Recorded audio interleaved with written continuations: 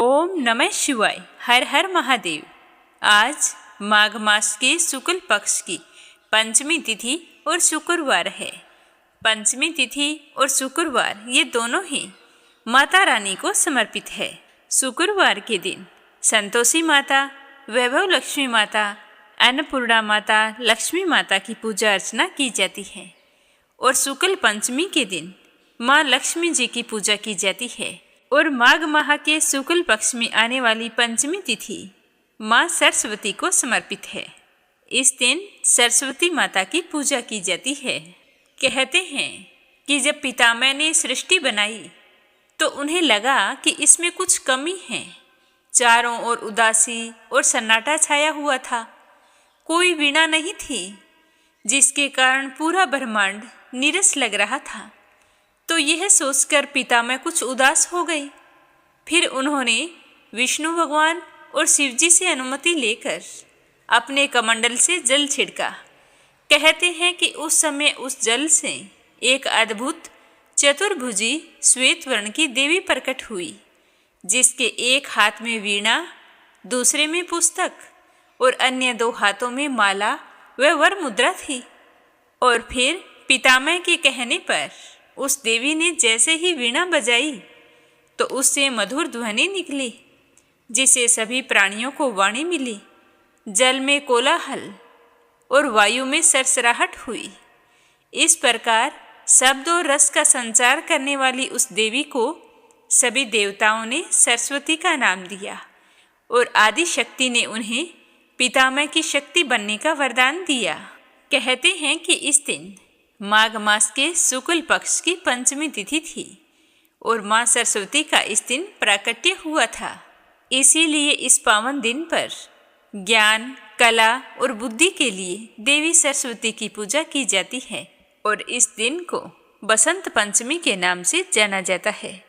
तो सभी श्रोताओं को बसंत पंचमी की हार्दिक शुभकामनाएं। हम सब पर माँ सरस्वती का आशीर्वाद सदैव बना रहे, जिसके कारण हम में ज्ञान, विद्या, कला और बुद्धि का विकास हो। तो अब शुभारंभ करते हैं आज की कथा का। बोलो गणेश जी महाराज की जय हो। एक समय की बात है कि गणेश जी भगवान एक बहुत ही सुंदर गांव से गुजर रहे थे। इस गांव के खेत हरे भरे थे। सुबह का समय था।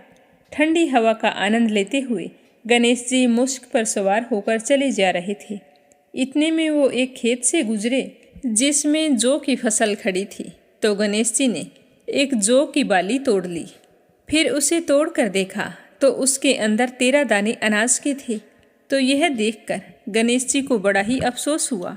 वो सोचने लगे कि मैंने बिना पूछे किसी के खेत से 13 दाने अनाज के तोड़ लिए हैं, तो यह तो चोरी हो गई। चोरी करना पाप है, पर मैंने जानबूझकर चोरी नहीं की है। तो गणेश जी उस खेत के मालिक का पता लगाने लगे। तो किसी ने गणेश जी को बताया कि यह खेत हमारे गांव के सेठ जी का है। तो गणेश जी पता लगाकर सेठ जी के दुकान पर पहुंच गए और कहा कि सेठ जी, मुझे काम पर रख लो, मुझे नौकरी की ज़रूरत है। तो सेठ जी को काम वाले की ज़रूरत थी। तो सेठ जी ने उसे काम पर रख लिया। तो गणेश जी कहने लगे कि मैं आपके यहाँ 12 साल नौकरी करूँगा। तो सेठ जी ने कहा कि कोई बात नहीं, जब तक तुम्हारी इच्छा हो तुम नौकरी कर सकते हो। तुम यह बताओ तुम्हारा नाम क्या है। तो गणेश जी भगवान कहने लगे कि मेरा नाम तो गणेश है। फिर गणेश जी तो सेठ जी के यहाँ नौकरी पर लग गए। घर का सारा काम करते और समय मिलते ही खेत में काम करने के लिए चले जाते। तो सेठ जी यह देखकर बहुत ही खुश होते कि यह लड़का कितना सच्चा और ईमानदार है। काश मेरे इस तरह का एक बेटा होता।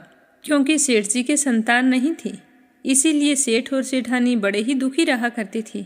पर सेठ जी तो गणेश जी को अपने पुत्र के समान ही प्यार करते थे। एक दिन की बात है कि सेठानी लघु शंका के लिए गई और आकर राख से हाथ धोने लगी। तो यह देखकर गणेश जी ने सेठानी का हाथ पकड़ लिया और मिट्टी से हाथ धुलवा दिया। तो यह देखकर सेठानी को बहुत ही गुस्सा आया। जाकर सेठ जी से शिकायत की और कहा कि कैसा नौकर रखा है, उसने आज मेरा हाथ पकड़ लिया और आप पता नहीं उसकी किस बात की इतनी तारीफ करते रहते हो कि वो ईमानदार है, सच्चा है। तो सेठानी की बात सुनकर सेठ जी ने गणेश जी को बुलाया और पूछा कि बेटा गणेश, सेठानी सच बोल रही है, क्या तूने इनका हाथ पकड़ लिया? ऐसा क्यों किया? तो गणेश जी ने हाथ जोड़कर कहा कि सेठ जी, मैंने तो हाथ पकड़कर बस इतना ही कहा था कि राख से हाथ मत धोवो, क्योंकि राख से हाथ धोने पर लक्ष्मी नाराज होकर चली जाती है और मिट्टी से हाथ धोएं तो लक्ष्मी लौट आती है। तो सेठ जी सोचने लगे कि गणेश ठीक कह रहा है, इसमें कोई गलत बात नहीं है। जो कुछ भी किया हमारी भलाई के लिए किया है। ऐसा करते करते कई दिन बीत गए। थोड़े दिनों बाद कुंभ का मेला आया तो सेठानी सेठ जी से कहने लगी कि सेठ जी, मुझे तो कुंभ के मेले में स्नान करने जाना है। तो सेठ जी कहने लगे कि मुझे तो समय नहीं है, दुकान संभालनी होती है, फिर खेत जाना होता है। यह सोचते हुए उन्होंने गणेश को आवाज़ दी और कहा कि बेटा गणेश, तुम ऐसा करो, सेठानी जी को कुंभ के मेले में स्नान करवा के लाओ। तो सेठ जी की आज्ञा पाकर गणेश सेठानी को लेकर कुंभ के मेले में चला गया। तो सेठानी तो वहां जाकर पानी को हाथ लगाकर देख रही थी कि पानी ठंडा है और आगे जाऊंगी तो पानी गहरा है, कहीं मैं डूब ना जाऊं। यह सोचकर वो किनारे पर बैठकर स्नान कर रही थी। तो गणेश जी ने उनका हाथ पकड़ा और आगे ले जाकर डुबकी लगवाकर घर ले आए। घर आते ही सेठानी ने सेठ जी से कहा कि आपने कैसा नौकर रखा है, इसने तो मेरी लोगों के बीच में ही इज्जत नहीं रखी। इतनी सारी भीड़ थी वहां पर, उन सभी के बीच में मुझे घसीट कर पानी में आगे ले गया। तो यह सुनकर सेठ जी सोचने लगे कि गणेश ऐसा क्यों कर रहा है। उन्होंने आवाज़ लगाई कि बेटा गणेश, इधर आओ, क्या सेठानी सच कह रही है? तो गणेश ने कहा कि हाँ, सेठानी जी सच कह रहे हैं। इन्हीं से पूछो कि मैंने ऐसा क्यों किया। ये तो किनारे पर बैठकर गंदे पानी से स्नान कर रही थी। जब हम इतनी दूर से कुंभ के मेले में स्नान करने के लिए गए हैं तो कम से कम अच्छे पानी में जाकर डुबकी तो लगाओ। तो यह सुनकर सेठ जी फिर सोचने लगा कि गणेश जी सच कह रहा है। फिर सेठानी को समझा दिया, गणेश जी को कुछ नहीं कहा। ऐसा करते करते घर पर पूजा पाठ रखी। हवन हो रहा था तो सेठ जी ने गणेश जी से कहा कि जाओ सेठानी जी को बुला कर लाओ कि हवन शुरू होने वाला है।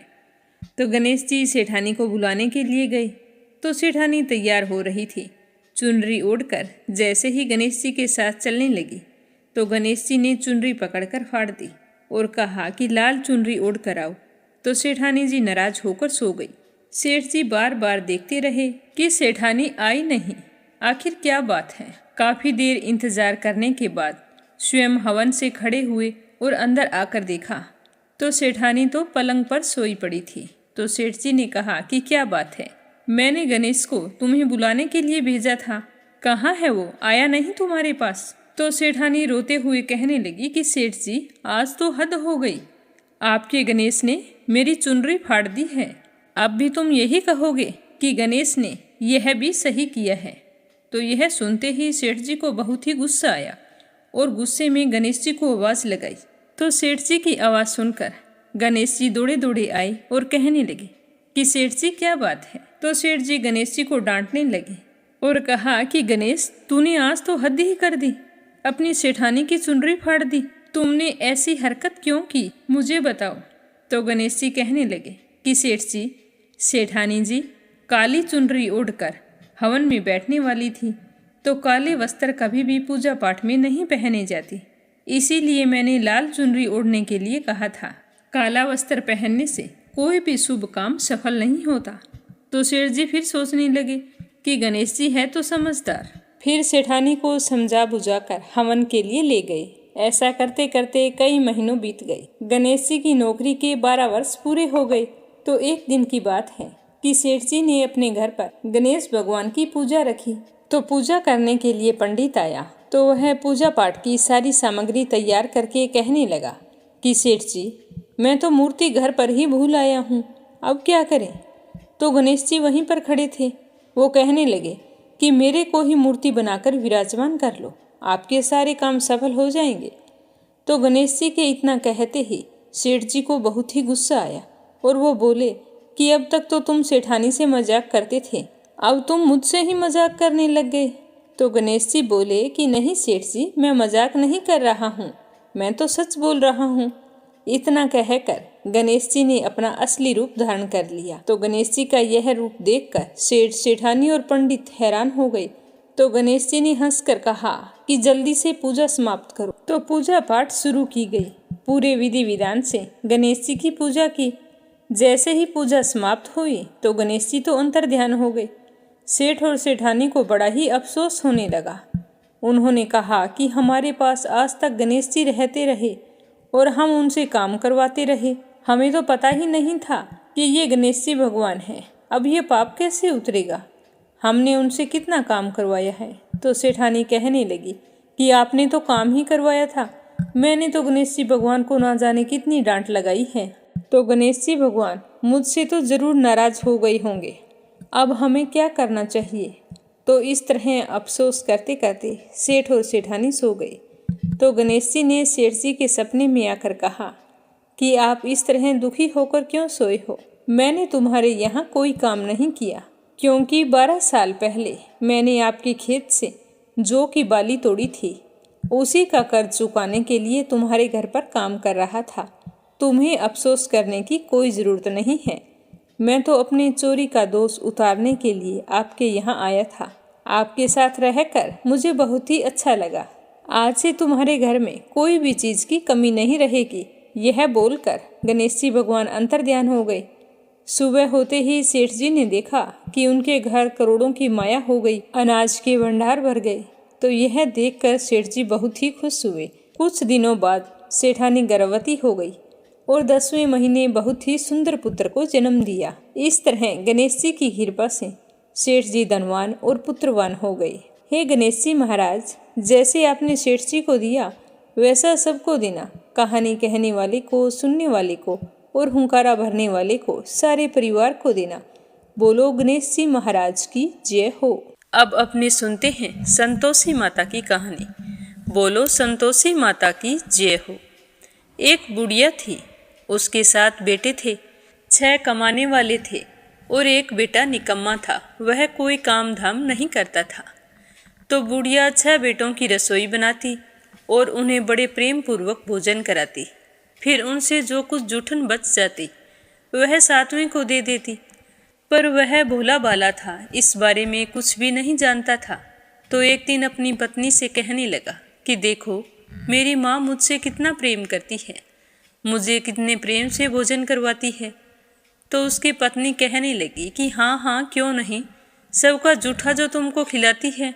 तो अपनी पत्नी की बात सुनकर वह कहने लगा, नहीं, ऐसा नहीं हो सकता, मेरी माँ ऐसा नहीं कर सकती। जब तक मैं अपनी आंखों से ना देखूं, तुम्हारी बात पर विश्वास नहीं कर सकता। तो उसकी पत्नी ने हंसकर कहा कि जब आंखों से देख लोगे तब तो मानोगे। तो उसने कहा ठीक है। कुछ दिन बीतने पर दीपावली का त्योहार आया। तो घर पर 7 प्रकार के भोजन और चूरमे के लड्डू बने। तो वह यह देखने के लिए कि मेरी माँ मुझको सबका जूठा खिलाती है, तो सिर दुखने का बहाना करके रसोई में पतला वस्त्र ओढ़कर सो गया और कपड़े में से सब कुछ देखता रहा। उसने देखा कि उसके 6 भाई भोजन करने आई। तो उसकी माँ उनके लिए सुंदर आसन बिछाया, नाना प्रकार की रसोई परोसी और बड़े ही प्रेम पूर्वक उन्हें भोजन कराया। तो वह सब कुछ देखता रहा। जब 6 भाई भोजन करके चले गए तो उसकी माँ ने उनकी जूठी थालियों में से लड्डुओं के टुकड़ों को उठाकर एक बड़ा सारा लड्डू बनाया और थाली की जूठन साफ करके अपने बेटे को पुकारा कि बेटा, तेरे 6 भाई भोजन कर गए हैं, अब तू ही बाकी है, उठकर भोजन कर ले। आज त्योहार के दिन तुम भूखा ही सो रहा है। तो वह माँ की बात सुनकर कहने लगा कि माँ, मुझे भोजन नहीं करना, अब मैं परदेश जा रहा हूँ। तो उसकी माँ कहने लगी कि कल जाता अभी चला जा।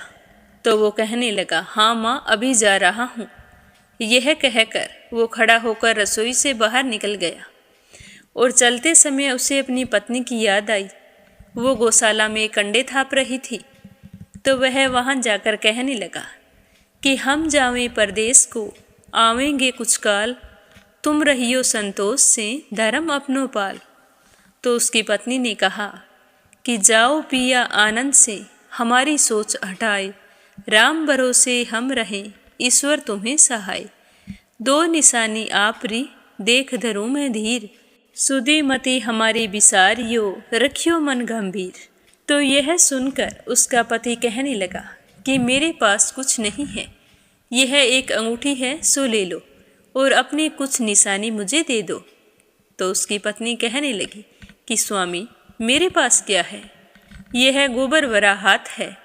यह कहकर उसकी पीठ पर गोबर के हाथ की थाप मार दी। इसके बाद वह वहाँ से चल दिया। चलते चलते दूर देश पहुँचा। वहाँ एक साहूकार की दुकान थी। वहाँ जाकर कहने लगा कि भाई मुझे नौकरी पर रख लो। साहूकार को लड़के की ज़रूरत थी। वो बोला रह जा। तो वह कहने लगा कि साहूकार जी तनख्वाह क्या दोगे? तो साहूकार ने कहा कि काम देखकर दाम मिलेंगे। तो साहूकार के यहाँ उसे नौकरी मिल गई। अब वह सुबह 7 बजे से रात को 10 बजे तक नौकरी पर जाने लगा। कुछ ही दिनों में दुकान का सारा लेन देन, हिसाब किताब, ग्राहकों को माल बेचना, सारा कार्य करने लगा। साहूकार के 7-8 नौकर थे। वे सारे हैरान थे कि यह तो बहुत काम करता है, जितना हम सारे मिलकर नहीं कर पाते, इतना यह अकेला ही कर लेता है। इस तरह सोचकर वे सारे चक्कर खाने लगे। सेठ ने भी देखा कि यह बहुत काम करता है और मन का भी बहुत सीधा है। तो उसने 3 महीने के बाद उसे अपने आधे मुनाफे का हिस्सेदार बना लिया। कुछ ही वर्ष में वह तो नामी सेठ बन गया। तो मालिक सारा कारोबार उस पर छोड़कर स्वयं तीर्थ यात्रा पर चला गया। तो वह सारा काम अकेले ही संभालने लगा। इधर उसकी पत्नी को सास ससुर दुख देने लगे। जब से वो घर छोड़कर गया था, सारे घर गृहस्थी का काम उसी से करवाते थे। जंगल से लकड़ी लेने के लिए भेजते थे और भोजन के नाम पर घर के आटे में जो भूसी निकलती है उसकी रोटी बनाकर रख दी जाती और फूटे नारियल की नरेली में पानी रख दिया जाता। तो इस तरह अपने परिवार वालों का बर्ताव देखकर छोटी बहू बड़ी ही दुखी होती। एक दिन की बात है, वह लकड़ी लेने के लिए जंगल में जा रही थी। तो रास्ते में बहुत सी स्त्रियां संतोषी माता का व्रत करती हुई दिखाई दी। तो वह भी वहां पर खड़ी होकर कथा सुनने लगी। कथा समाप्त होने पर पूछा कि बहनों, तुम किस देवता का व्रत करती हो और इसके करने से क्या फल मिलता है? यदि तुम इस व्रत का विधान मुझे समझाओ तो मैं तुम्हारा बड़ा एहसान मानूंगी। तब उनमें से एक स्त्री कहने लगी कि सुनो बहन, यह संतोषी माता का व्रत है। इसके करने से निर्धनता और दरिद्रता का नाश होता है और मन में जो कुछ कामना हो वह संतोषी माता की कृपा से पूरी हो जाती है। तो वह कहने लगी, मुझे इस व्रत की विधि भी बताओ। तो वह भक्तिन स्त्री कहने लगी कि 1.25 आने का गुड़ चना ले लेना, अगर इच्छा हो तो 5.25 आने का ले लेना या 1.25 रुपये का, जितनी भी इच्छा हो ले आना। बिना परेशानी, श्रद्धा व प्रेम से जितना भी बन सके सवाया लेना। किसी भी महीने के शुक्ल पक्ष से प्रथम शुक्रवार को व्रत शुरू करना और शुक्रवार के दिन सुबह जल्दी उठकर स्नान करना, सूर्य भगवान को अर्घ्य देना और निराहार रहकर संतोषी माता की कथा सुनना। इस कथा के बीच में कर्म ना टूटे, लगातार नियम का पालन करना। अगर तुम्हें कथा सुनने वाला कोई ना मिले तो घी का दीपक जलाकर उसके आगे जल का पात्र भरकर फिर कथा कहना। जब तक कार्य सिद्ध ना हो तब तक नियम का पालन करना और जब तुम्हारा कार्य सिद्ध हो जाए तो व्रत का उद्यापन कर देना। 3 महीने में माता फल पूरा करती है। अगर किसी के ग्रह खोटे भी हो तो भी माता वर्ष भर में कार्य सिद्ध कर देती है। फल सिद्ध होने पर उद्यापन करना चाहिए, बीच में नहीं। उद्यापन में 2.5 सेर आटे का खाजा और इसी के अनुमान से खीर तथा चने का साग बनाना। 8 लड़कों को भोजन कराना। जहाँ तक मिले देवर जेठ भाई बंधु के बच्चे लेना। अगर ना मिले तो रिश्तेदारों के और अड़ोसियों पड़ोसियों के बच्चे बुला लेना। उन्हें भोजन करवाकर यथासंभव दान दक्षिणा देकर माता का नियम पूरा करना। उस दिन घर में खटाई ना खाना। तो यह सारा विधान सुनकर बुढ़िया के बेटे की बहू बहुत खुश हुई और यह सोचकर चल पड़ी कि आज मुझे लकड़ी बेचने से जो कुछ मिलेगा उसके लिए मैं संतोषी माता के व्रत की सामग्री खरीदूंगी। तो रास्ते में लकड़ियों के बोझे को बेचकर उन पैसों से गुड़ चना लिया और माता के व्रत की तैयारी करके आगे चली। सामने मंदिर देखकर पूछने लगी कि यह मंदिर किसका है। तो सारे कहने लगे कि यह तो संतोषी माता का मंदिर है। तो यह सुनते ही वह तो भागकर माता के मंदिर में गई और माँ के चरणों में लौटने लगी। दीन होकर विनती करने लगी कि माँ, मैं निपट अज्ञानी हूँ, व्रत के नियम नहीं जानती हूँ, मैं बहुत दुखी हूँ। हे माता, हे जगत जननी, मेरा दुख दूर करो, मैं तुम्हारी शरण में आई हूँ। इस तरह विनती करके वो घर आ गई और शुक्रवार का व्रत रखा। तो माता की कृपा से एक शुक्रवार बीता था कि दूसरे शुक्रवार को उसके पति का पत्र आ गया और उससे अगले शुक्रवार को उसके पति का भेजा हुआ रुपया भी आ गया। यह देखकर जेठ जेठानी मुंह सिकोड़ने लगे। लड़के ताने देने लगे कि काकी के पास अब तो पत्थर आने लगे, रुपया आने लगा, अब तो काकी की खातिर बढ़ेगी। तो वह बेचारी सरलता से कहती, भैया कागज आए या रुपया, वो तो हम सब के लिए अच्छा है। ऐसा कहकर वो आंखों में आंसू भरकर संतोषी माता के मंदिर में गई और मातेश्वरी के चरणों में गिरकर रोने लगी कि माँ, मैंने तुमसे कब पैसा मांगा, मुझे पैसों से क्या काम है, मुझे तो अपने सुहाग से काम है, मैं तो अपने स्वामी के दर्शन मांगती हूँ। तब माता ने प्रसन्न होकर कहा कि जा बेटी, तेरा स्वामी अवश्य आएगा। तो यह सुनकर वो तो खुशी से बावली होकर घर जाकर काम करने लगी। अब संतोषी माँ विचार करने लगी कि इस भोली पुत्री से मैंने कह तो दिया कि तेरा पति आएगा, लेकिन आएगा कैसे? वो तो इसे सपने में भी याद नहीं करता, उसे याद दिलाने के लिए मुझे जाना पड़ेगा। तो इस तरह सोचकर माता रानी बुढ़िया के बेटे के पास जाकर सपने में प्रकट होकर कहने लगी कि साहूकार के बेटे सो रहा है या जाग रहा है। तो वह कहने लगा कि माता, ना तो सोया हूँ और ना ही जाग रहा हूँ, कहो क्या आज्ञा है। तो माता रानी कहने लगी कि तेरे घर बार कुछ नहीं है क्या? तो माँ की बात सुनकर वो कहने लगा कि मेरे पास सब कुछ है, भरा पूरा परिवार है, माँ बाप है, भाई भाभी हैं, बहू है, क्या कमी है। तो माँ कहने लगी कि भोले पुत्र, तेरी पत्नी घर पर घोर कष्ट उठा रही है, तेरे माँ बाप उसे दुख दे रहे हैं, वो तो तेरे लिए तरस रही है, तू उसकी सुध ले, तू तो उसे सपने में भी याद नहीं करता। तो वो कहने लगा कि हाँ माता जी, मुझे सब कुछ मालूम है, परंतु मैं जाऊँ कैसे? परदेश की बात है, लेन देन का कोई हिसाब नहीं है, जाने का कोई रास्ता नज़र नहीं आता, कैसे चला जाऊं? तो माँ कहने लगी कि मेरी बात मान, सवेरे नहा धोकर संतोषी माता का नाम ले, घी का दीपक जलाकर दंडवत कर दुकान पर जा बैठ। तो देखते ही देखते दुकान का सारा लेन देन चुक जाएगा, जमा माल बिक जाएगा, सांझ होते होते धन का भारी ढेर लग जाएगा। यह कहकर माता रानी उसके सपने से अंतर्ध्यान हो गई। अब सुबह होते ही वह तो सपने की बात को मानकर सुबह नहा धोकर संतोषी माता को दंडवत घी का दीपक जलाकर दुकान पर जाकर बैठ गया। थोड़ी देर में ही देखता है कि देने वाले रुपया लाने लगे, लेने वाले हिसाब लेने लगे।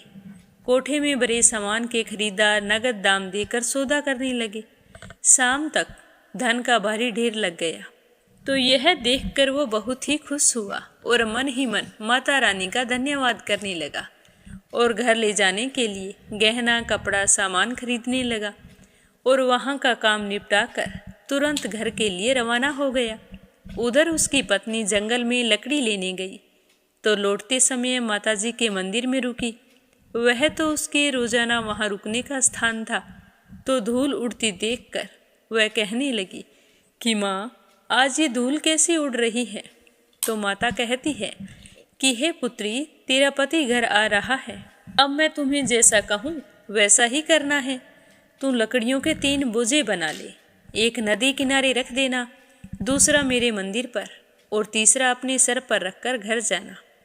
तेरे पति को लकड़ी का गट्ठर देखकर मोह पैदा होगा।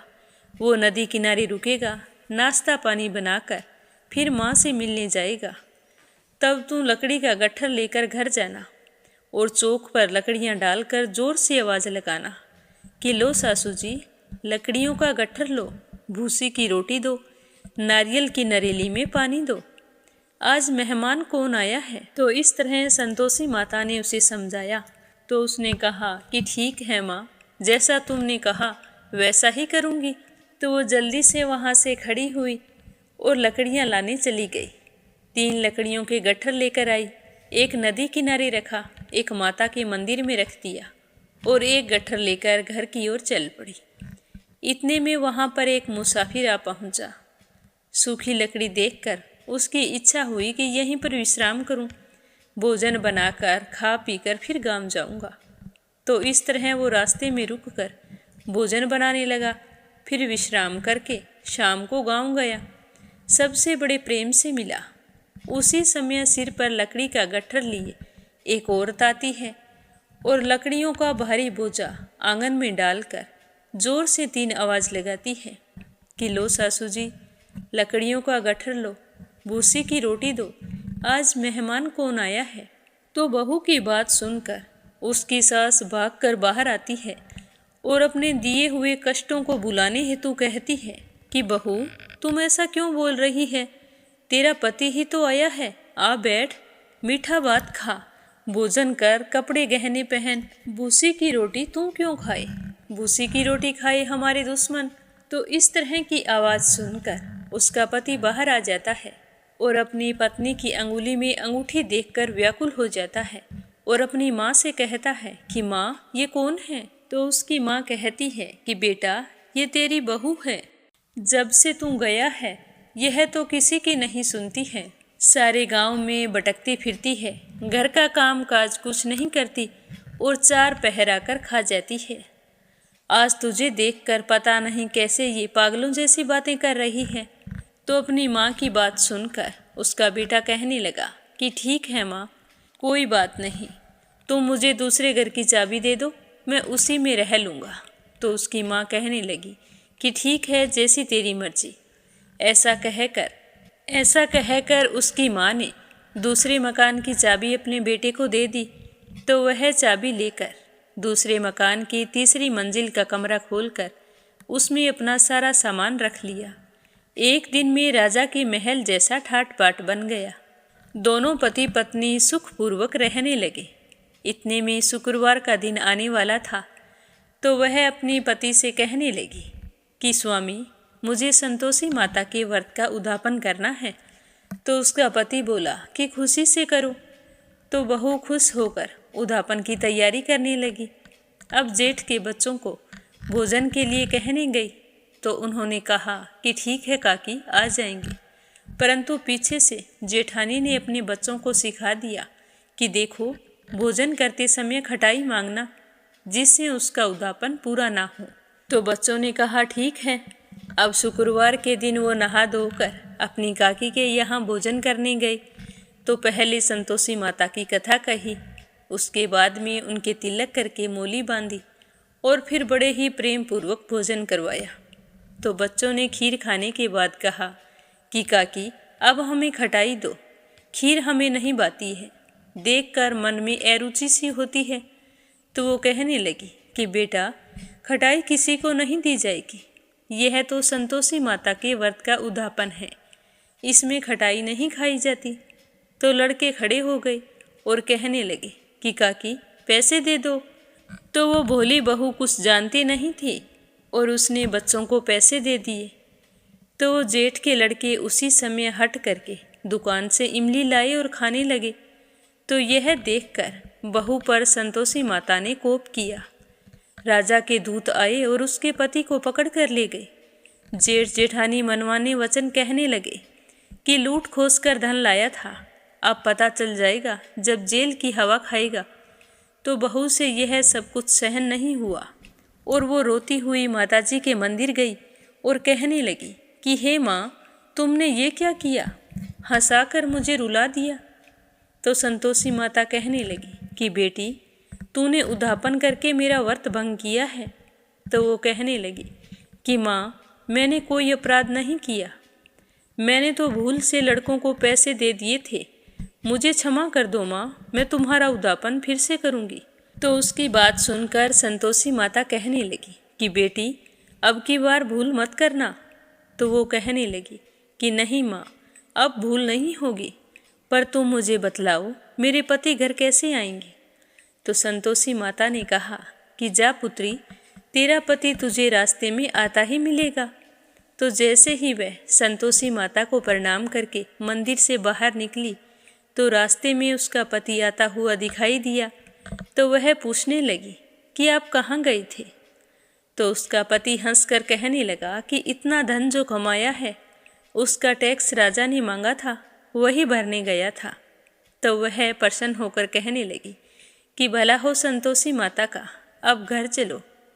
तो कुछ दिन बाद फिर शुक्रवार आया तो वह अपने पति से कहने लगी कि स्वामी, मुझे व्रत का उद्यापन फिर से करना है। तो उसके पति ने कहा कि खुशी से करो, पर अब की बार ध्यान रखना। तो वह जेठ के लड़कों को भोजन के लिए कहने के लिए गई। तो बच्चों ने कह दिया कि आ जाएंगे, पर उसकी जेठानी कहने लगी कि पिछले उद्यापन से तुम्हारा मन नहीं भरा, जब और आ गई। तो उसने अपनी जेठानी को कुछ नहीं कहा, चुपचाप लौट आई। तो पीछे से जेठानी अपने अपने लड़कों को सिखाने लगी कि अब की बार तुम ऐसा करना, जाते ही खटाई मांगना। तो जैसे ही शुक्रवार का दिन आया तो बच्चे नहा धोकर अपनी काकी के यहाँ चले गए। कथा सुनने के बाद में जैसे ही उसकी काकी ने भोजन परोसा तो वो कहने लगे कि खीर तो हम नहीं खाएंगे, हमें तो खटाई चाहिए। तो उनकी काकी कहने लगी कि बेटा, आज तो खटाई किसी को नहीं मिलेगी, भोजन करना है तो करो। तो वो कहने लगे कि नहीं, हम भोजन नहीं करेंगे, खीर खाने से तो हमारा जी बिगड़ता है। ऐसा कहकर सारे उठ खड़े हुए और अपने अपने घर चले गए। तो काकी यह देखकर बहुत ही दुखी हुई। फिर ब्राह्मणों के लड़कों को लाकर भोजन कराने लगी। पहले उन्हें श्रद्धापूर्वक भोजन करवाया और फिर दक्षिणा की जगह एक एक फल उन्हें दिया। तो संतोषी माता बहुत ही प्रसन्न हुई। तो माता की कृपा होते ही 9वें महीने उनके घर चंद्रमा के समान पुत्र ने जन्म लिया। तो पुत्र को पाकर दोनों पति पत्नी बड़े ही खुश थे। अब वह छोटी बहू अपने बेटे को लेकर प्रतिदिन माताजी के मंदिर जाने लगी। तो संतोषी माता ने सोचा कि यह तो रोज़ मेरे मंदिर आती है, क्यों ना आज मैं इसके घर चलूं। तो इस तरह का विचार करके माता ने भयानक रूप बनाया। गुड़ और चने से सना हुआ मुख और ऊपर सूंड के समान होठ, उस पर मक्खियाँ भिन भिन कर रही थी।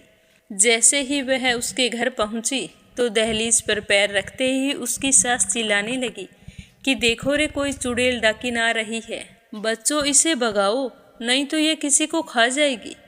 तो लड़के उसे भगाने लगे, चिल्ला चिल्ला कर खिड़कियाँ बंद करने लगे।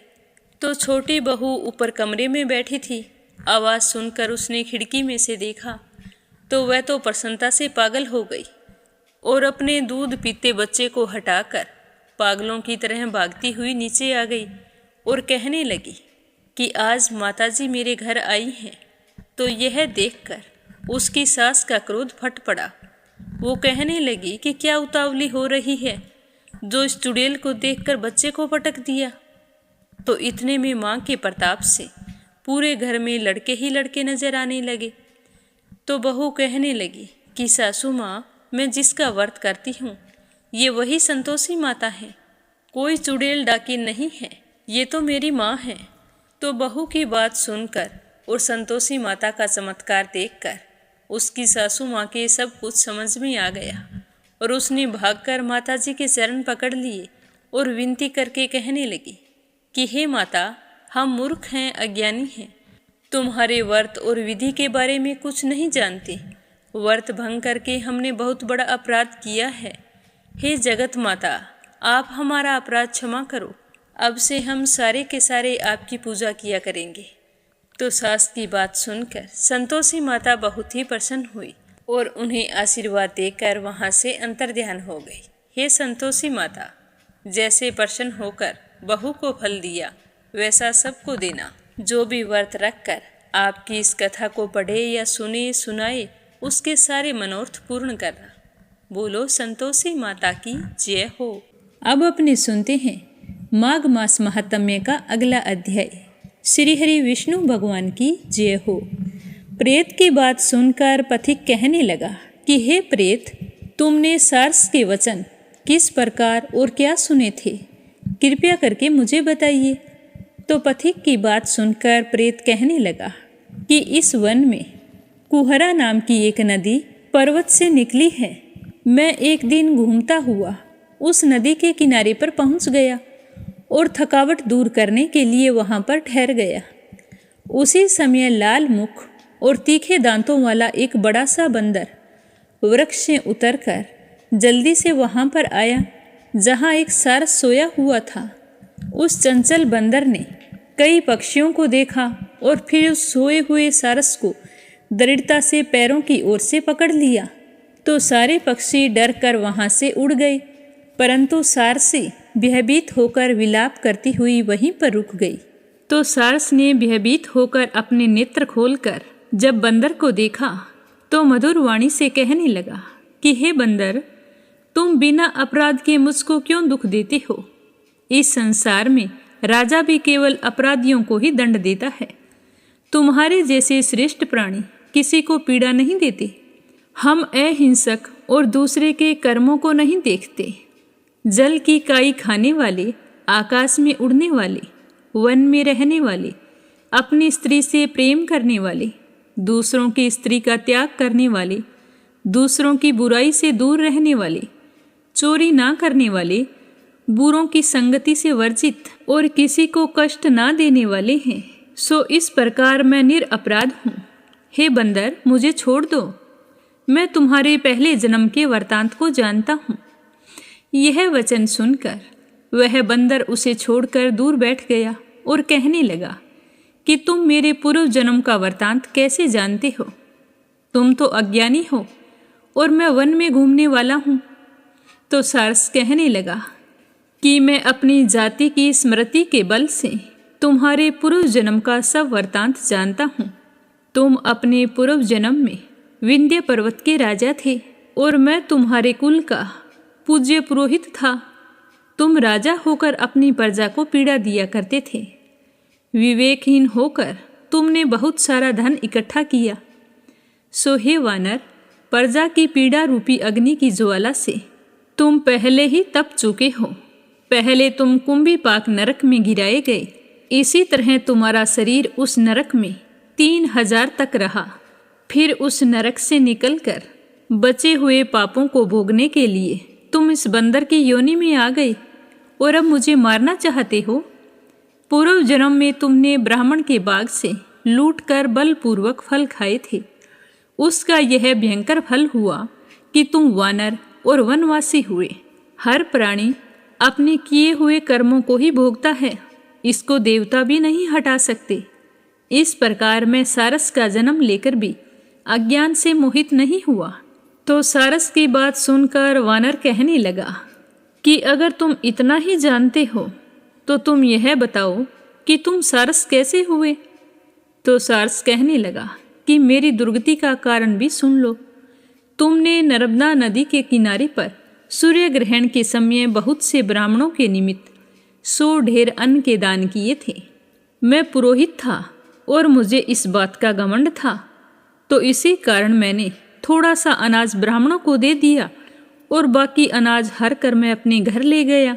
ब्राह्मणों के द्रव्य का अपहरण करने के कारण पहले तो मैं काल सुतर नरक में गया और वहाँ यातना भोग कर उसके बाद रक्त करदुम नरक में, जहाँ बड़े बड़े कीड़े थे और रक्त तथा पीप से भरा हुआ, उसमें मैं नाभि तक नीचे सिर करके और ऊपर पैर किए हुए पीप चाटता रहा। उस दुर्गंध वाले नरक में मुझे कीड़ों ने काटा और 3000 वर्ष तक मैं उसी यातना को भोगता रहा। मैं अपने नरक के दुख का वर्णन नहीं कर सकता। फिर नरक की यातना से मुक्त होकर यह सारस का जन्म पाया, क्योंकि पूर्व जन्म में अपनी बहन के घर से कांसे का बर्तन चुराया था। इसको मैंने एक जुआरी को दे दिया, इसी से मैं सारस की योनि में आ गया। यह सारसी मेरी स्त्री है जो पिछले जन्म में ब्राह्मणी थी।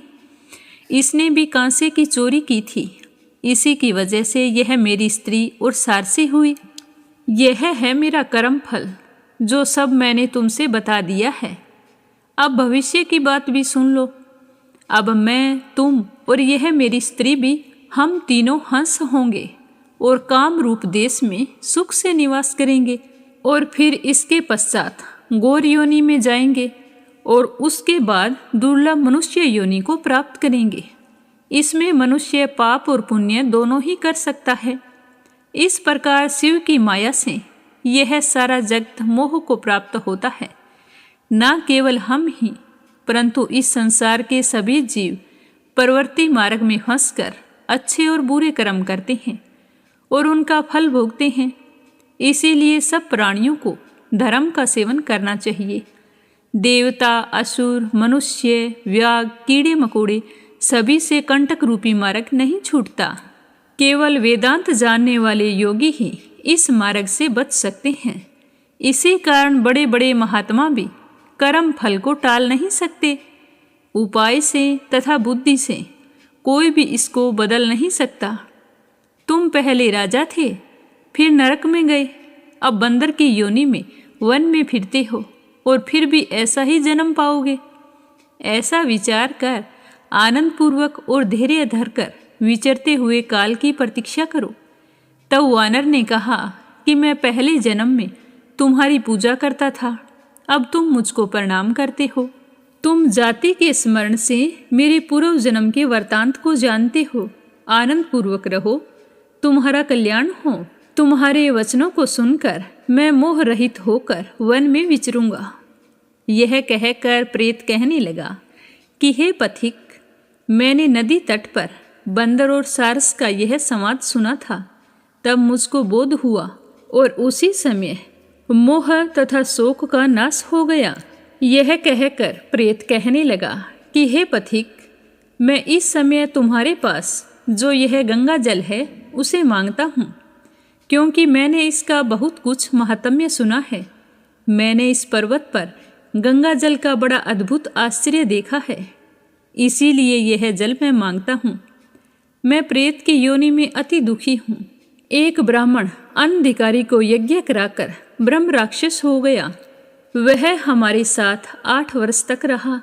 उसके पुत्र ने उसकी अस्थियों को इकट्ठा करके गंगा में कनखल स्थान में गिरा दिया। उसी समय वह राक्षस की योनि त्याग कर सद्गति को प्राप्त हुआ। यह मैंने प्रत्यक्ष देखा है, इसीलिए मैंने तुमसे प्रार्थना की है। मैंने पहले जन्म में तीर्थ स्थानों में बड़े बड़े दान लिए थे और उनका प्रायश्चित भी नहीं किया था।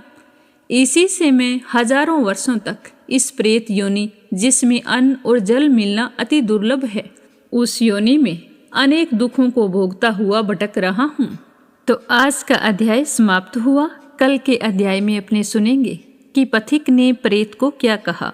प्रेम से बोलो विष्णु भगवान की जय हो।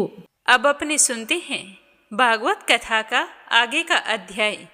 प्रेम भाव से सुनते रहिए।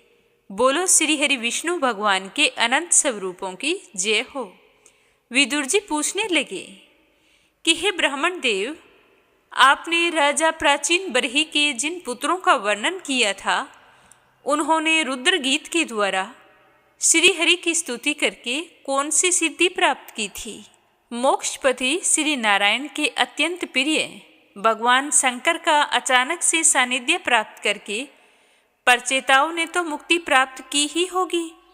इससे पहले इस लोक में अथवा परलोक में भी उन्होंने क्या पाया था, यह सब कुछ मुझे विस्तार से बतलाने की कृपा करें।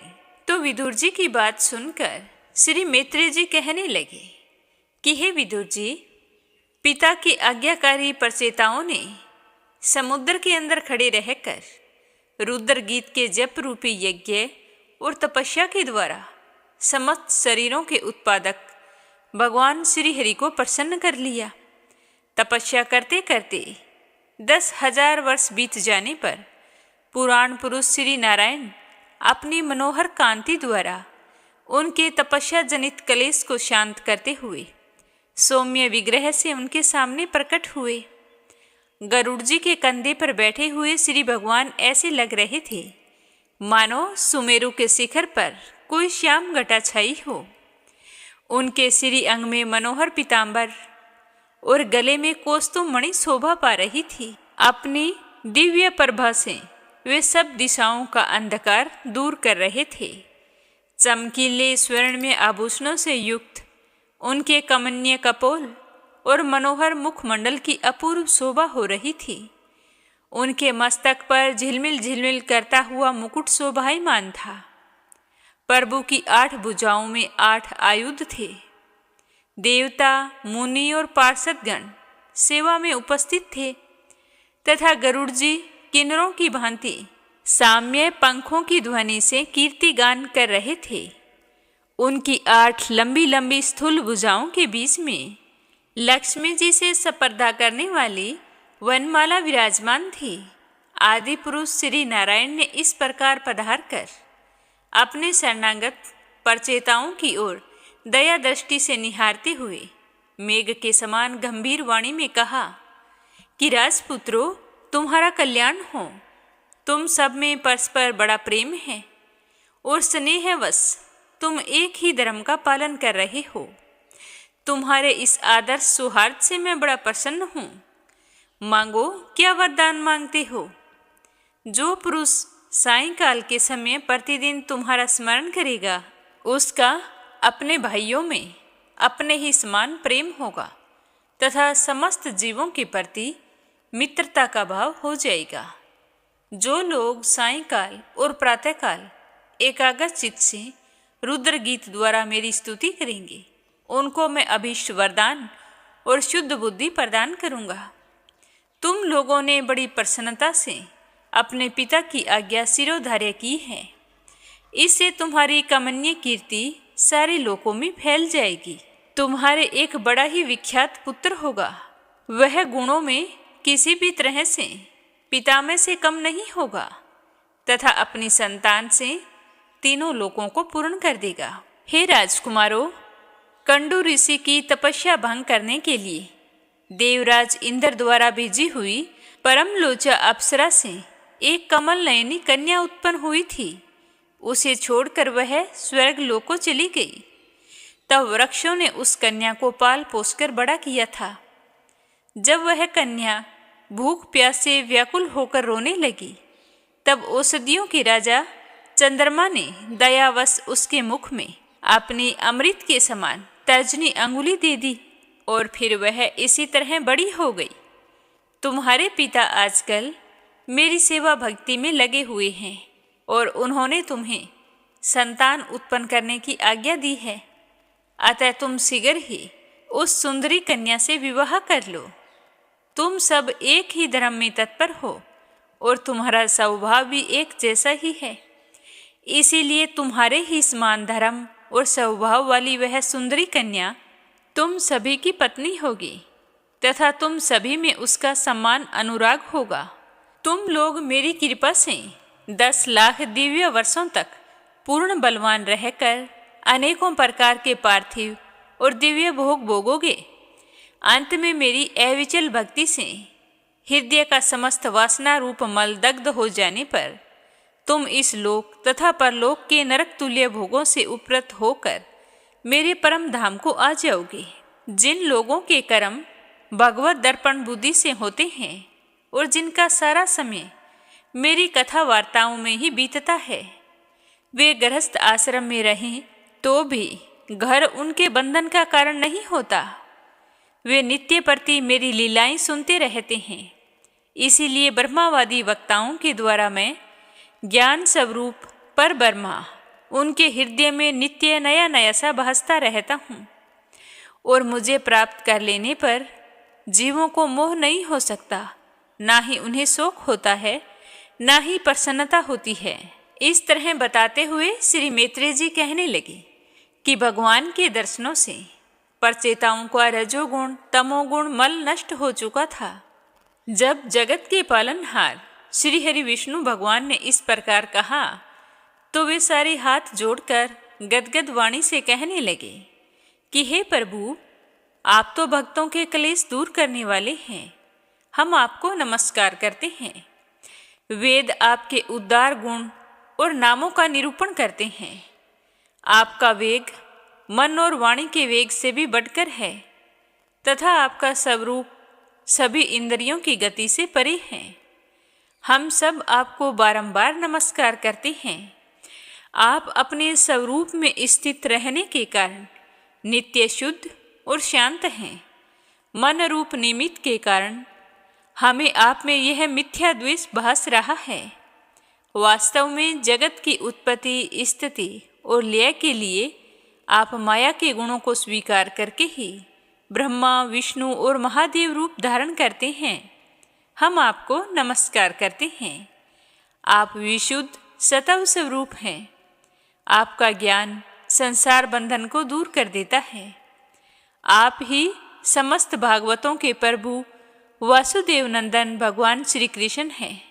आपको नमस्कार है। आपकी ही नाभि से ब्रह्मांड रूप कमल प्रकट हुआ। आपके कंठ में कमल कुसुमों की माला सुशोभित है तथा आपके चरण कमल के समान कोमल हैं। हे कमल नयन, हम आपको बारंबार नमस्कार करते हैं। आप तो कमल कुसुम की केसर के समान स्वच्छ पीतांबर धारण किए हुए हैं। समस्त भूतों के आश्रय स्थान हैं तथा सबके साक्षी हैं। हम आपको नमस्कार करते हैं। हे भगवान, आपका यह स्वरूप संपूर्ण क्लेशों की निवृत्ति करने वाला है। हम अविद्या, अस्मिता, राग, द्वेष, क्लेशों से पीड़ितों के सामने आपने इसे प्रकट किया है, तो इससे बढ़कर तो और क्या हो सकता है। यह तो आपकी बहुत बड़ी कृपा है। अमंगलहारी प्रभु, दीनों पर दया करने वाले समर्थ पुरुषों को इतनी ही कृपा चाहिए कि समय समय पर उन दीन जनों को ये हमारे हैं इस प्रकार स्मरण कर लिया करें। आपके दर्शन पाकर हम आश्रितों का चित्त शांत हो जाता है। आप तो क्षुद्र से क्षुद्र प्राणियों के भी अंतःकरण में अंतर्यामी रूप से विराजमान रहते हैं। फिर आपके उपासक हम लोग जो जो कामनाएं करते हैं, हमारी उन कामनाओं को आप क्यों नहीं जान लेंगे। आप तो सब कुछ जानने वाले हैं। हे जगदीश्वर, आप मोक्ष का मार्ग दिखाने वाले और स्वयं पुरुषार्थ स्वरूप हैं। आप हम पर प्रसन्न हैं। इससे बढ़कर हमें और क्या चाहिए। बस हमारा अभीष्ट वर तो आपकी प्रसन्नता ही है। तो श्री भगवान जी कहने लगे कि आपको वर तो मांगना ही होगा। तो भगवान की बात सुनकर वो कहने लगे कि हे नाथ, हम आपसे एक वर मांगते हैं कि आप प्रकृति आदि से परे हैं और आपकी विभूतियों का भी कोई अंत नहीं है, इसीलिए आप अनंत कहे जाते हैं।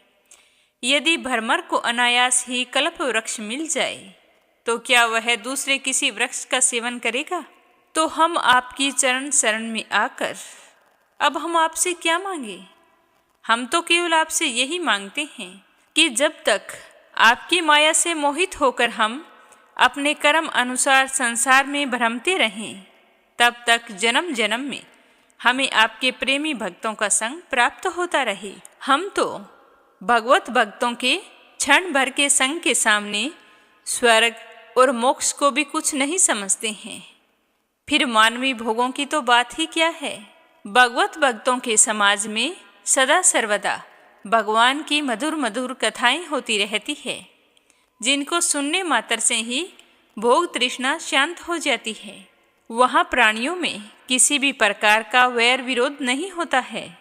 अच्छे अच्छे कथा प्रसंगों द्वारा निष्काम भाव से सन्यासियों के एकमात्र आश्रय श्री नारायण देव का बार बार गुणगान होता रहता है। आपके वे भक्तजन तीर्थों को पवित्र करने के उद्देश्य से पृथ्वी पर पैदल ही विचरते रहते हैं। भला उनका समागम संसार से भयभीत हुए पुरुषों को कैसे रुचिकर नहीं होगा। हे प्रभु, भगवान शंकर आपके प्रिय सखा हैं और उनके क्षण भर के समागम से ही आज हमें आपका साक्षात दर्शन प्राप्त हुआ है। आप जन्म मरण रूप दुख साध्य रोगों के लिए श्रेष्ठ वेद हैं। अतः अब हमने आपका आश्रय ले लिया है। हे प्रभु, हमने समाहित चित्त से जो कुछ अध्ययन किया है, निरंतर सेवा करके गुरु, ब्राह्मण और वृद्धजनों को प्रसन्न किया है तथा दोष बुद्धि त्याग कर श्रेष्ठ पुरुष, बंधु वर्ग एवं समस्त प्राणियों की वंदना की है और अन्न आदि को त्याग कर दीर्घ काल तक जल में खड़े रहकर तपस्या की है। वह सब आप सर्वव्यापक पुरुषोत्तम के संतोष का कारण हो। बस हम तो यही वरदान मांगते हैं।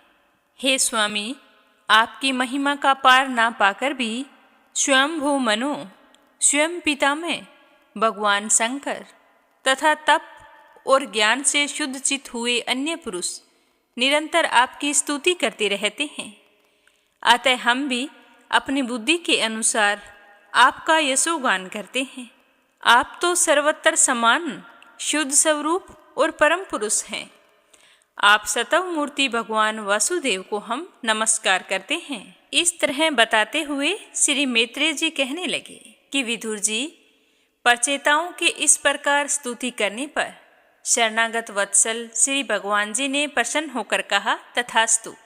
अप्रतिहत प्रभाव श्री हरि की मधुर मूर्ति के दर्शनों से अभी परचेताओं के नेत्र तृप्त नहीं हुए थे, तो वे भगवान जी को अपनी आंखों के सामने से जाना नहीं देना चाहते थे। लेकिन भगवान जी तो अपने परम धाम को चले गए। इसके बाद परचेताओं ने समुद्र के जल से बाहर निकलकर देखा कि सारी पृथ्वी को ऊंचे ऊंचे वृक्षों ने ढक दिया है, जो मानो स्वर्ग का मार्ग रोकने के लिए इतने बढ़ गए थे। यह देखकर वे वृक्षों पर बड़े कुपित हुए। तब उन्होंने पृथ्वी को वृक्ष लता आदि से रहित कर देने के लिए अपने मुख से प्रचंड वायु और अग्नि को छोड़ा, जैसे काल अग्नि रुद्र प्रलय काल में छोड़ते हैं। जब पितामह ने देखा कि वे सारे वृक्षों को भस्म कर रहे हैं, तो वे वहां पर आ गए और प्राचीन ब्रह्मी के पुत्रों को उन्होंने युक्ति पूर्वक समझाकर शांत किया।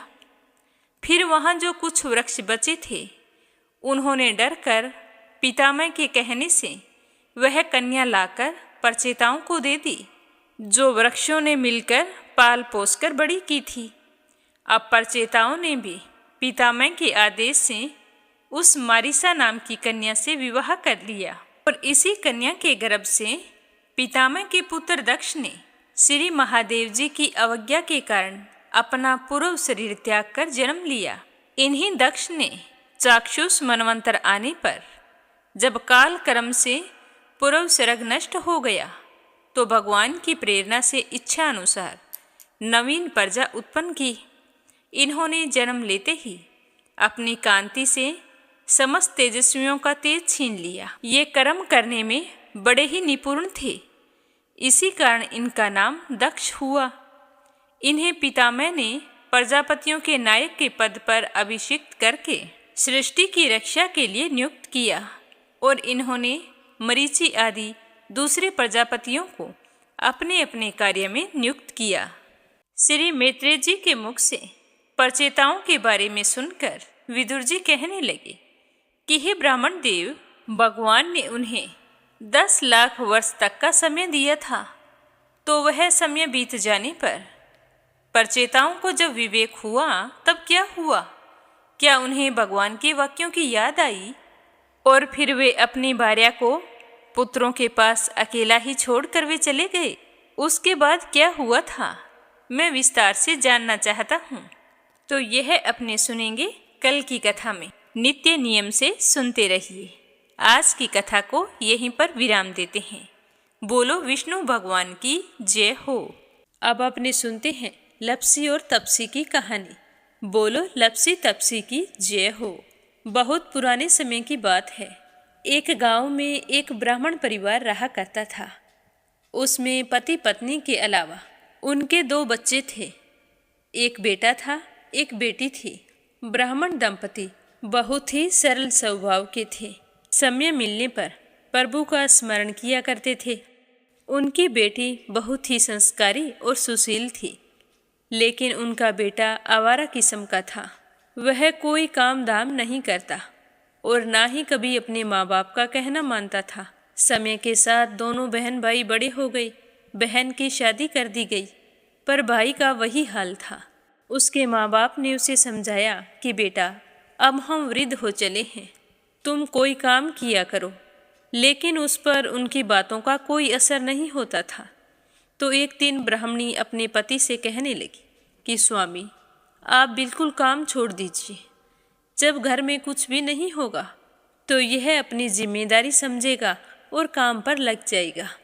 तो ब्राह्मण ने दूसरे दिन से काम पर जाना छोड़ दिया। तो यह देखकर उनके बेटे ने कोई काम नहीं किया और चोरी करने चला गया। आते जाते राहगीरों को लूट लेता और उसी से अपने घर का गुजारा किया करता था। तो उसकी लूटने और चोरी करने की आदत से सारे गांव वाले उसे लपसी कहने लगे। तो लपसी की इस हरकत से उसके माँ बाप बहुत ही दुखी रहते थे, पर वह किसी की सुनने के लिए तैयार नहीं था। इसी तरह समय बीतता गया। एक दिन की बात है कि लपसी एक पीपल के पेड़ पर बैठा था। तभी शिव पार्वती जा रहे थे। पार्वती माता गहनों से लदी हुई थी। तो लपसी उन्हें देखकर सोचने लगा कि सूरत के कितने गहने हैं, आज ये सारे के सारे लूट लूँगा तो मुझे कई महीनों तक चोरी नहीं करनी पड़ेगी। तो वह लूटने के इरादे से पीपल की ओट में होकर बैठ गया। जैसे ही शिव पार्वती वहाँ से जाने लगे तो लपसी एकदम से शिव पार्वती के सामने आकर कहने लगा कि जल्दी से जितने सारे गहने पहन रखे हैं उतार दो। तो पार्वती माता कहने लगी कि तुम चोरी क्यों करती हो, तुम्हें पता है चोरी करना पाप है। तो लपसी कहने लगा कि क्या करूं, घर पर मेरे माँ बाप हैं, मेरी एक भांजी है, उनके लिए दोनों समय भोजन की व्यवस्था कहाँ से करूं, मुझे कोई काम तो आता नहीं है। तो लपसी की बात सुनकर पार्वती माता कहने लगी कि तुम जो चोरी करके पाप करते हो, इस पाप का भागी कौन बनेगा। तो लपसी कहने लगा कि मेरे घर वाले सारे बनेंगे। तो पार्वती माता कहने लगी कि कोई नहीं बनेगा, पाप के भागी केवल तुम बनोगे। तो लपसी कहने लगा कि मैं लूट खोस कर उन्हीं के लिए लेकर जाता हूँ, तो पाप के भागी तो उन्हें बनना ही पड़ेगा। तो लपसी की बात सुनकर पार्वती माता ने हंसकर कहा कि हम यहीं पर बैठे हैं और तुम अपने घर जाओ, अपने घर वालों से पूछो कि कोई तुम्हारे पाप का भागी बनेगा क्या। तो यह सुनकर लपसी भागा भागा अपने घर आया और अपनी माँ के पास गया और कहने लगा कि माँ, मैं चोरी करके लाता हूँ, राह चलते राहगीरों को लूटता हूँ, तुम्हारे लिए ही तो करता हूँ। तो तुम मुझे एक बात बताओ, चोरी करने से जो पाप लगता है तो आप मेरे पाप के भागी बनोगे।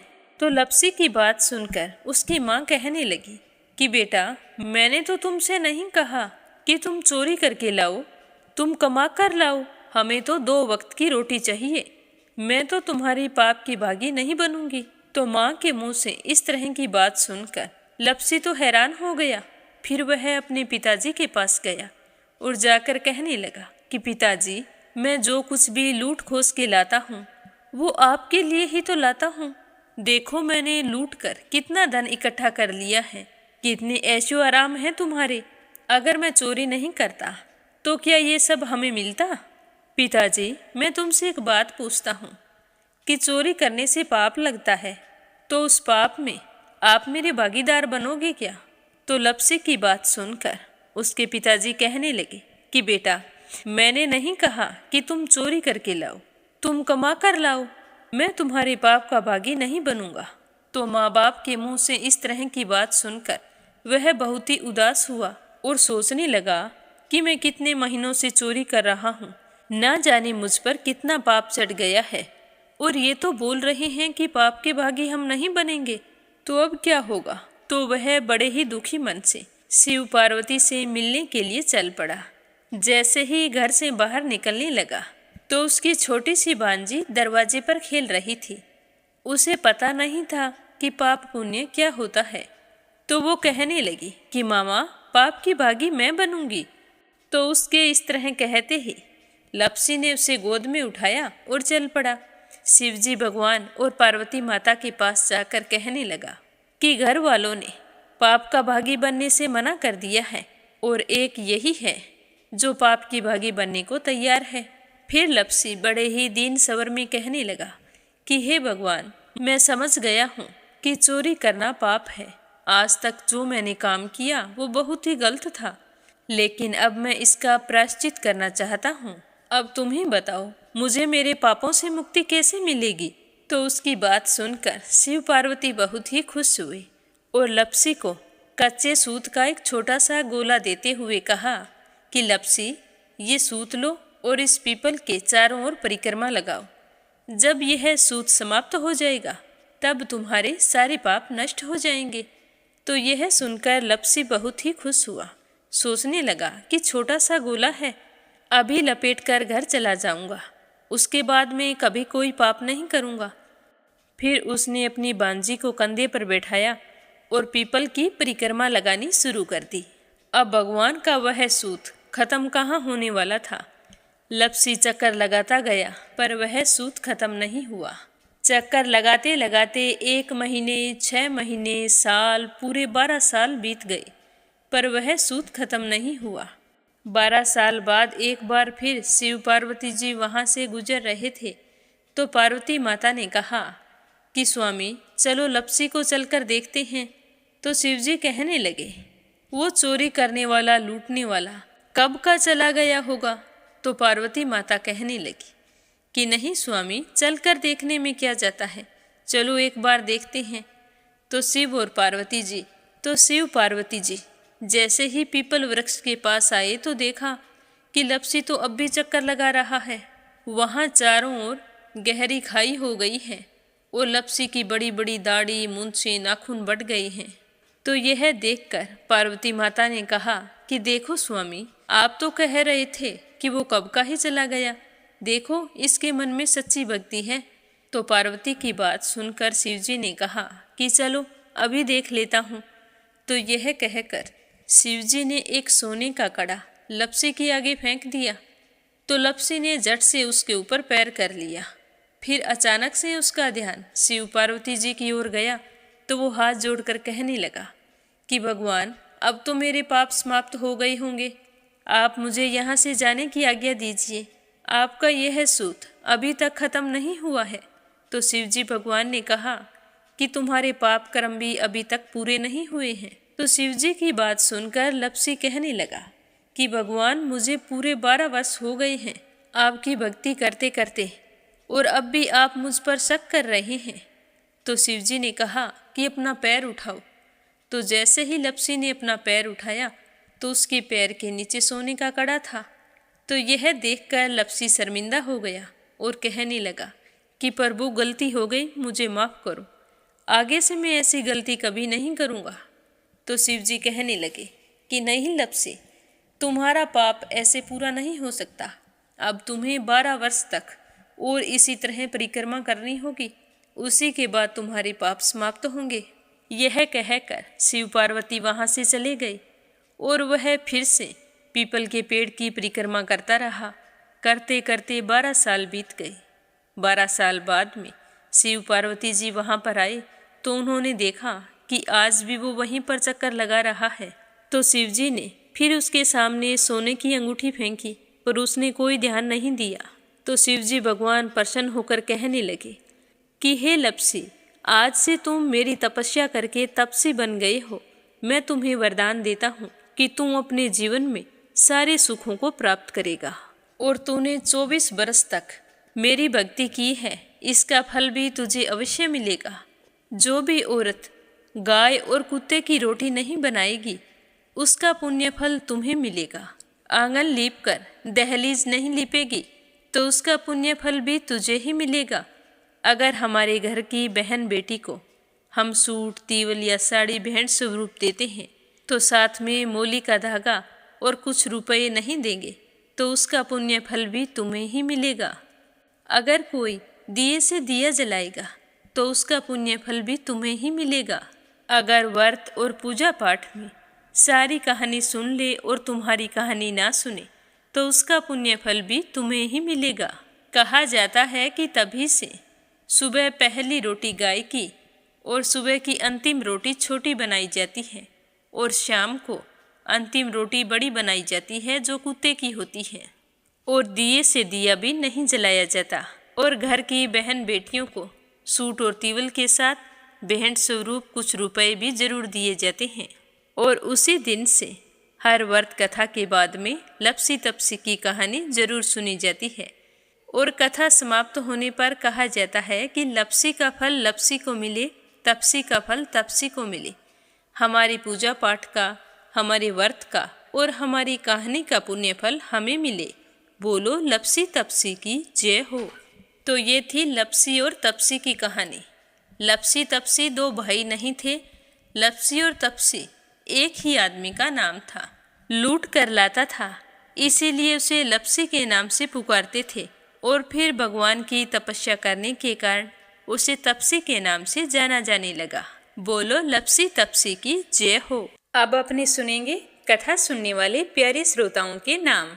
तो आज का पहला कमेंट है संजय, सोनिया, हिताक्षी, दीपेश, मयंक हरियाणा से। दूसरा है परमेश्वरी, रघुवीर सिंह दिल्ली से। और तीसरा है प्रोमिला रानी, विश्वास, सुधीर, राजेश, संजय कनाडा से। अपराजिता मीना श्रीवास्तव नेपाल से। पूनम यादव करेली से। कमला गुरुग्राम से। लक्ष्मी, सुमित्रा, शिवराज हीरो, सोवा शर्मा पोखरा से। अनीता गुप्ता राजस्थान से। श्रीमती शर्मा अलीगढ़ से। रवि सैनी, सीमा सैनी मलियाना से। चंद्रमणि मनिका, डॉक्टर रुक्मणी देवी, कैला देवी, हंसराज जी, पवन कुमार जी, संजीव कुमार जी, रंजन, मान्या, याम्या दिल्ली से।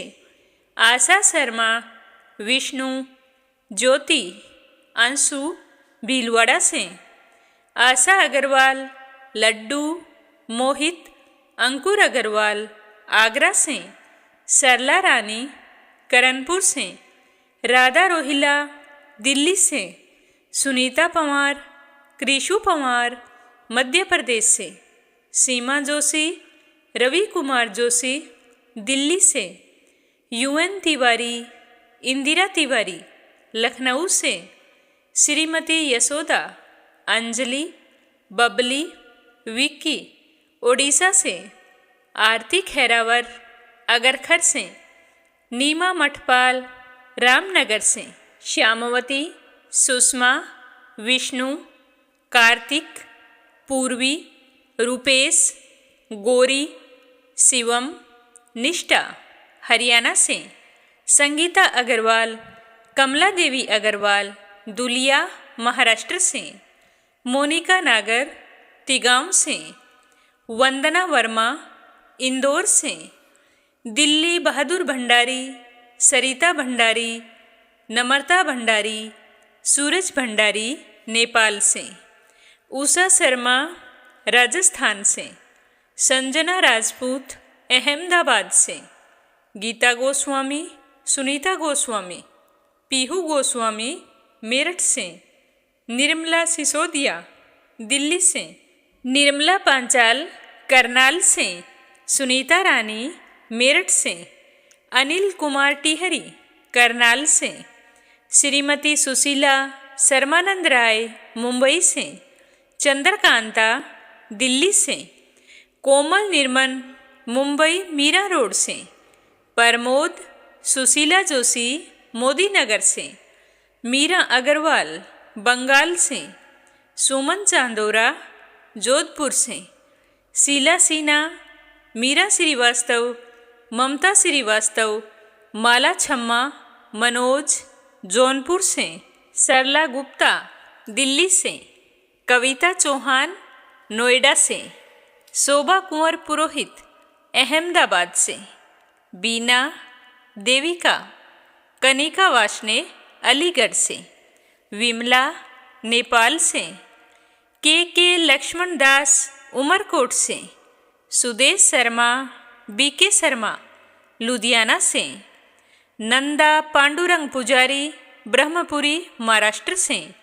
रजनी बड़ोला उत्तराखंड से, दीपिका यादव रायपुर से, रेखा धर्मेंद्र शर्मा जयपुर से, रुक्मणी शर्मा अंबाला से, मीनू वालिया दिल्ली से, मधु, विनोद प्रजापति, साहिल, सिद्धांत प्रजापति, शिवानी प्रजापति जबलपुर से, कमलेश भल्ला जम्मू से, शशि वर्मा, अंजलि वर्मा, करण वर्मा पंजाब से, उषा शर्मा सोजत सिटी से, कृष्ण यादव हैदरपुर दिल्ली से, मंजू चौधरी भीलवाड़ा से, रीना साहू झांसी से, नीलम जायसवाल हैदराबाद से, उमा देवी शांताबेन वाघेला गुजरात के मंडल से, रिधिमा परमिला